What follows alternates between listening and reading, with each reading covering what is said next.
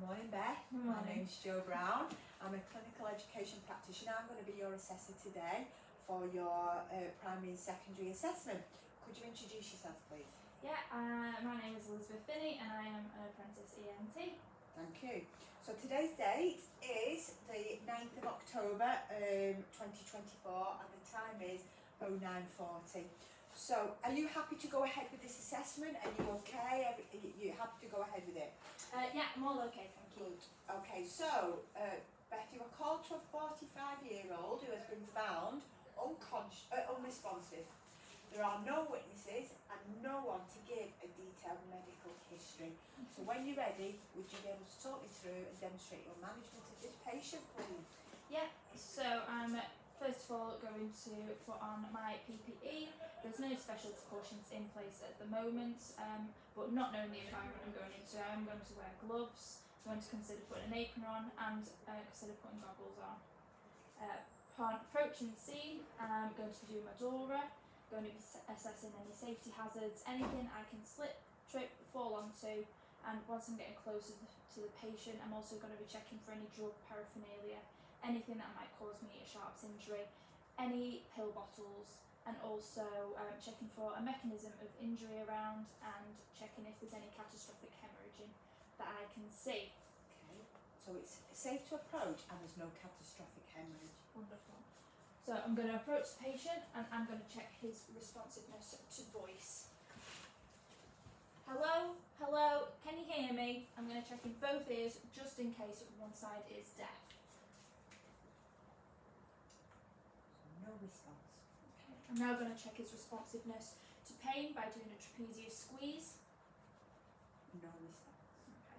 I've now got an unconscious patient. He is U on the AVPU scale. I'm going to call for paramedic backup. Okay. I'm just going to check the C-spine before moving the neck, just to avoid any damage if there are any deformities there. There's not. I'm going to do a cross finger technique and have a look in the airway there to see if there's any obstructions. If there were any obstructions, I would use a suction on setting 200 using my yanker, and I'd only go as far as I can see to avoid stimulating the vagus nerve, and only do it for 10 to 15 seconds to avoid hypoxia. There's no C-spine tenderness and no obstruction, so I'm going to do a head tilt, chin lift, look, listen and feel for 10 seconds. And whilst I'm doing that, I'm going to check a carotid pulse as well to check for a heart rate. So you have got a pulse and you've got a pulse of 84 and you've got a rest rate of 60. Okay. So now I'm going to manage the patient's airway. I'm going to attempt to do a tripod airway. For this I'm going to use a oropharyngeal airway for the mouth, measure from the jaw to the incisors. I'm going to invert, insert, rotate and locate that. I'm now going to measure the nasopharyngeal airways from the ear to the nose. I'm going to lube that up if needed with the beveled edge towards the septum. Twist gently, and if there was any resistance, I wouldn't attempt to put that nasopharyngeal airway in. Beveled edge to the septum, twist gently, and locate. Just double checking that that patient is tolerating that airway as well. Okay. So I'm going to expose the chest. I'm going to put an SpO2 monitor on this patient. Get SATS reading. So it's 96. Okay, we double check that because that might be the reason for unconsciousness. I'm going to check equal rise and fall of the chest. Good rise and fall. Okay, and I'm also going to have a quick listen to the chest just to make sure that there is equal entry as well. Yeah. Okay. Looking at the circulation. I'm just going to check that there's no blood loss that I can see on this patient. And I'm also going to do a blood pressure, as this might be the reason for unconsciousness.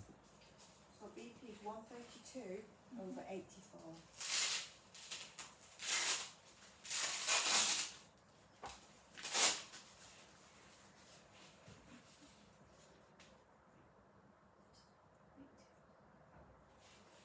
I'm also going to do a central and a peripheral cap refill. Okay, cap refill is less than 3 seconds. And I'm just going to check again that that pulse is still strong and still present as well. Yes, okay. Wonderful. Just double checking that the airway is still being tolerated, and listening and feeling again, making sure I can feel that breath on my cheek. Wonderful. I'm going to check that patient's pupils are equal and reactive. If they weren't, it might be a sign of a neurodeficit or hemorrhaging on the brain. I'm going to do a BM and see. This patient might possibly be diabetic, although there's no media alerts on the chest that I can see to suggest that patient might be diabetic or epileptic. The BM is 6.4.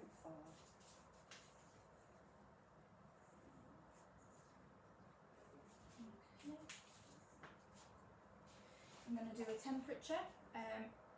This patient might be hypothermic, and that might be a reason for unconsciousness. 36.4. And whilst I'm doing that, I'm also going to have a look over the body to see if there's any moisture as well. So patient's pale, but there's no obvious moisture or sweating. Okay. Patient is still a GCS of 3 at the moment. I'm going to do a more in-depth assessment, making sure that patient's airway is still intact and still being tolerated.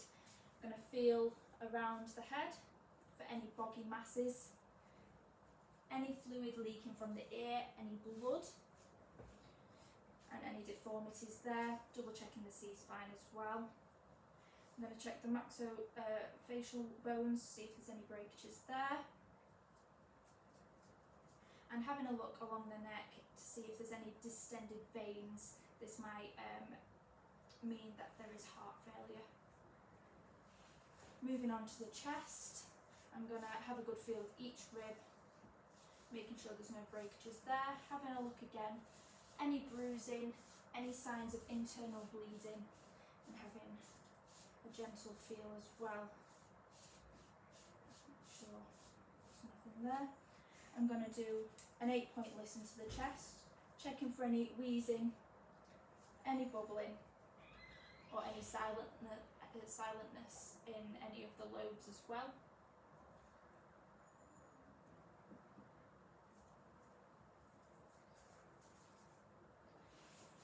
I'm going to come round to the abdomen.